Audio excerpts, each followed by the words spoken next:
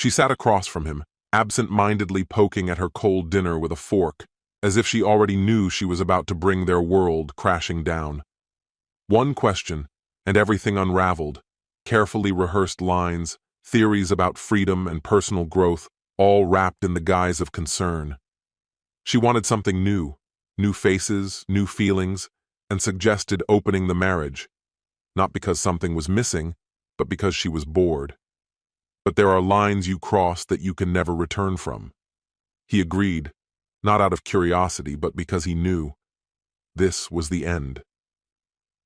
While she was off discovering new versions of herself, he was building the exit. Quietly, calculated, cold. He had given her everything, and in return, she offered him a front-row seat to the dismantling of his own life. Now it was her turn, to watch as he erases her from his. Hello, my friend. I'm so glad you stopped by my channel.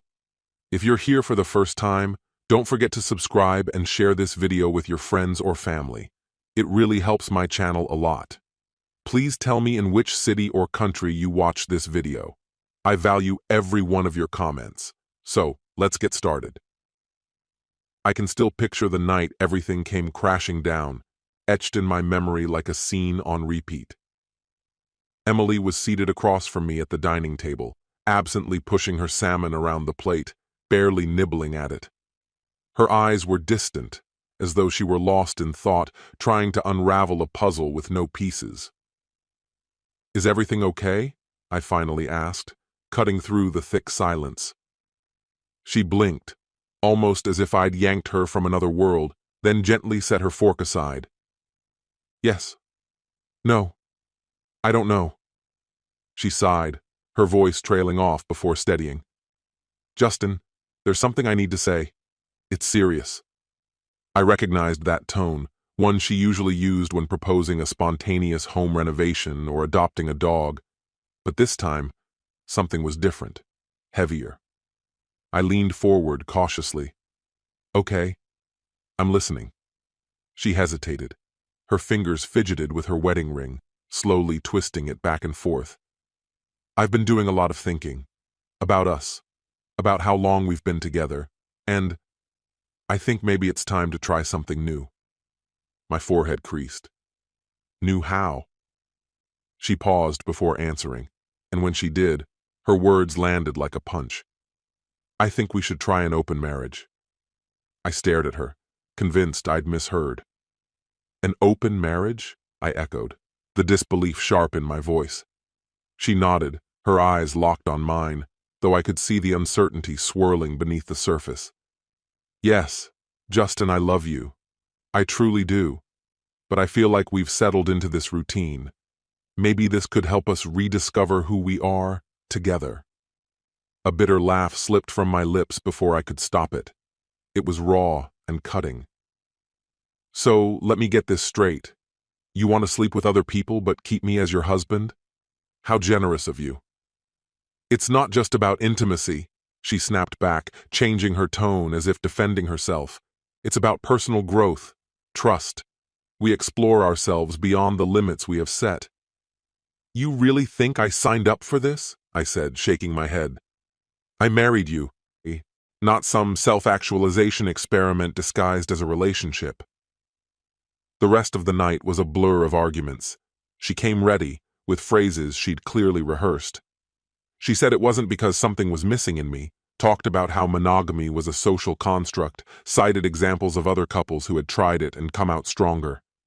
I pushed back at every turn, telling her it felt like betrayal dressed up as enlightenment, that all it would do was unravel everything we'd built. But she held her ground. She leaned in, voice rising with urgency. "I've been reading about this," she said, eyes steady. "Couples who try it rediscover themselves.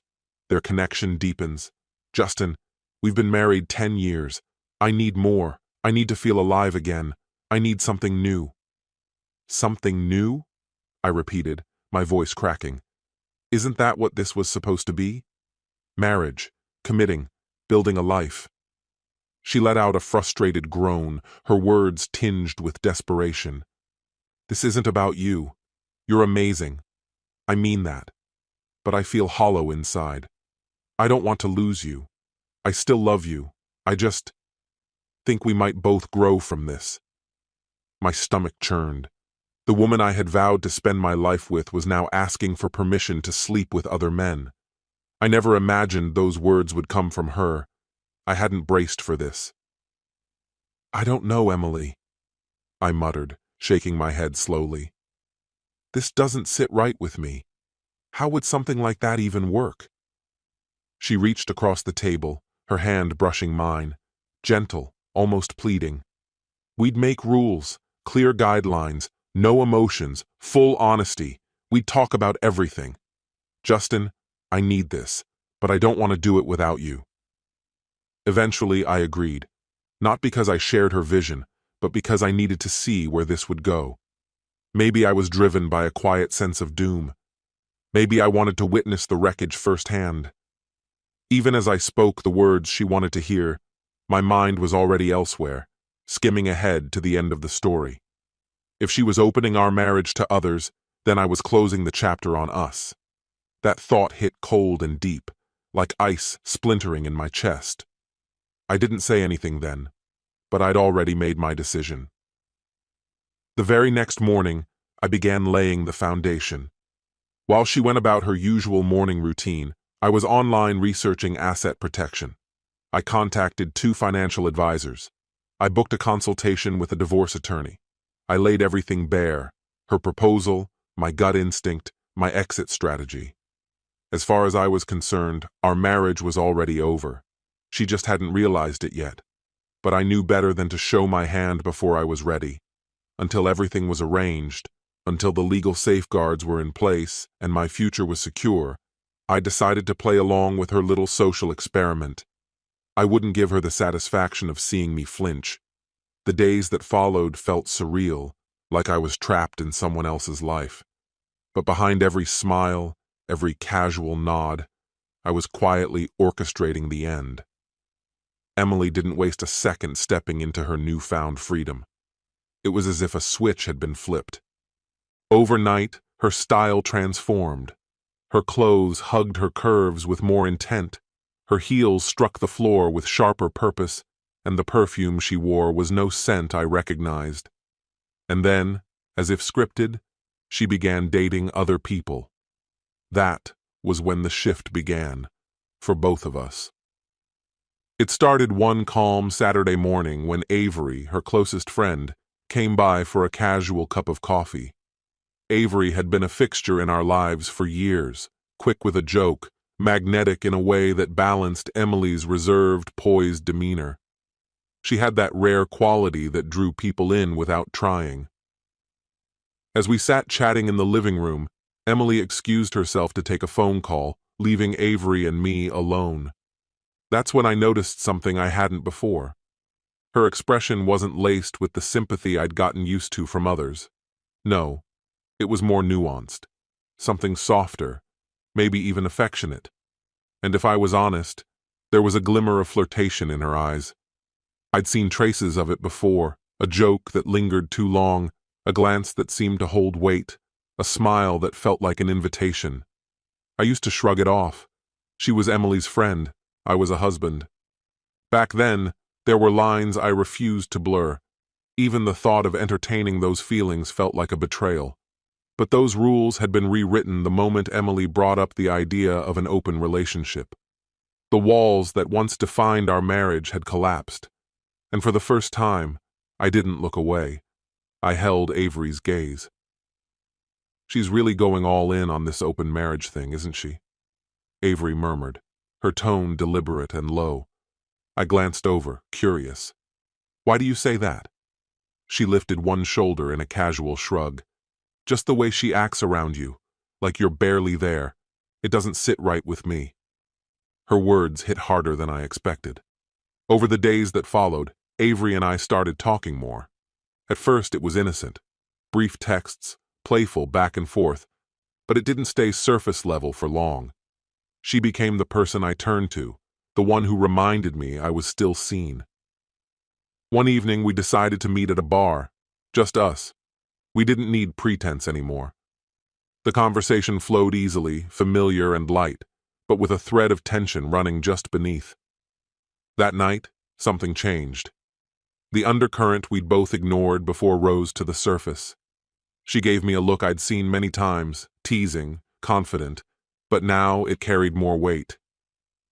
"Justin," she said softly, leaning in, "want to come back with me?" I didn't hesitate. "Yeah," I answered, the word coming out before I even had time to think. The drive to her place was quiet, heavy with anticipation. We didn't need to speak. We both knew exactly what this was. By the time we stepped through her front door, the air between us was electric. She reached for me and kissed me, slow, assured. When she pulled back, her breathing was uneven, her eyes bright with emotion. "I've wanted this for so long," she whispered. "I always liked you, Justin. But you were married. I never thought this would actually happen. Still, I'm glad it did." There was no turning back after that. We moved toward her bedroom with a sense of clarity I hadn't felt in years. Everything else faded. In the days that followed, Emily dove headfirst into the life she claimed to have wanted. She started coming home later, more dressed up, exuding a kind of restless confidence, as if she was trying to make up for lost time. I, on the other hand, stayed still, steady. I let her set the tone, but I already knew the equilibrium had shifted beyond repair. Then, one night, she stumbled in, her perfume mingling with red wine, and a stranger's cologne. I was sitting on the couch, waiting. "How was your night?" I asked, keeping my tone level. She paused mid-step before answering. "It was fine. I met someone." "You met someone," I echoed, watching her closely. She added quickly, "We just talked." Her voice wavered as she moved toward the kitchen. But I knew better. She hadn't just talked. She'd crossed that same line. Still, I held my tongue. Let the silence stretch. Let her feel it. I wasn't going to pretend I didn't see through it. This was her game, her new terms. I was simply abiding by them. Eventually, I spoke again, casually. "So, was it good? Did you have fun?" She stiffened. A flush spread along her neck. Yeah, it was good." I gave a slow nod. And then, almost offhandedly, I dropped my own truth. "I did too, actually, last night." Her head whipped around, eyes sharp with disbelief. "What?" she asked, her voice brittle. "Yeah," I said, letting each word land with intent. "I spent the night with someone. She was amazing. Honestly, one of the best nights I've had in a while." I kept my face calm, unreadable, as I watched her take it in. "You were right, Emily. This is exactly what we needed." There it was, the flicker. That flash of jealousy. She tried to hide it, turning back toward the kitchen, pretending to be busy. But I saw the way her fingers trembled, the way her back straightened with tension. "You're not angry?" she asked, her voice clipped and cautious. "No," I said easily. "Why would I be? This was your idea, remember? I'm just following your lead. I'm simply following the rules you set." Fair game, isn't it? The space between us turned thick with tension, her silence laced with disbelief as she processed my words. I had twisted her logic back on her, and the discomfort it brought her was almost palpable. "Who is she?" Emily asked at last, her voice brittle, tinged with something sharp, part pain, part accusation. I gave a nonchalant shrug, keeping the satisfaction off my face. "Doubt she's someone you'd know," I replied. "But she sees me, really sees me, makes me feel whole." Her fingers curled tighter around the countertop. A glint of jealousy flared in her eyes, betraying her before she could smooth her features into indifference. "You're not that important, Justin. I don't give a damn who you sleep with." But she did. Far more than she was willing to admit. What began between Avery and me was easy, effortless. At first, just a spark without expectation. But it didn't stay that way. With each meeting, something deeper quietly formed. It wasn't just passing time, it was connection. Real, unexpected. I found myself laughing more, lingering in our conversations, craving the next moment with her like air after drowning. And behind the scenes, the rest of the plan unfolded. Quiet, calculated, unforgiving. Divorce had always been part of the endgame, but I wasn't about to let Emily walk away with half of everything, just because she'd grown bored and wandered into other men's beds. My legal team made sure every angle was covered, assets safeguarded, accounts disguised in plain sight, properties reclassified. The snare was ready. Emily wouldn't see a penny more than I allowed. She had no clue the walls were closing in. I played it patiently, waited for the perfect moment. And when she stepped out to meet yet another so-called friend, I made the call. Avery answered. I told her, tonight's the night. I needed her here. It had to be just the two of us, and I wanted Emily to witness exactly what she'd thrown away. I set everything deliberately, every detail in place. Avery showed up soon after, that effortless smile on her lips, as if she already understood the weight of what the evening would bring. There were no formalities. We were far past that. In the bedroom, tangled in her warmth, the bitterness dissolved into something cleaner. The betrayal, the years of Emily's lies, the slow corrosion of everything I had tried to preserve, it all faded into a single pure sensation. Clarity. I didn't need Emily anymore. I had chosen something real, with Avery. Then, like a well-rehearsed scene, I heard the door. Her voice echoed through the hall. Justin? My body stilled for just a beat. Avery slipped away from me, already heading toward the entrance.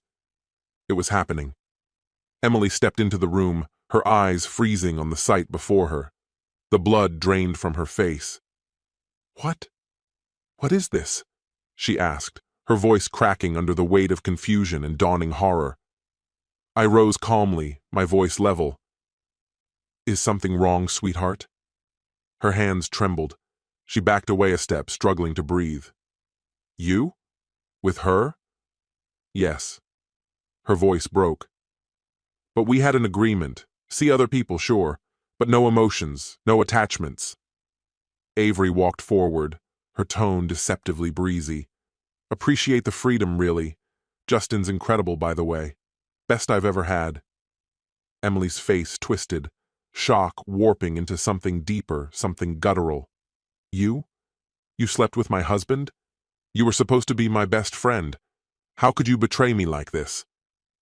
Her words fractured with grief, the pain finally rising to the surface. Avery's gaze stayed steady. You wanted an open marriage. We just followed the guidelines you laid out.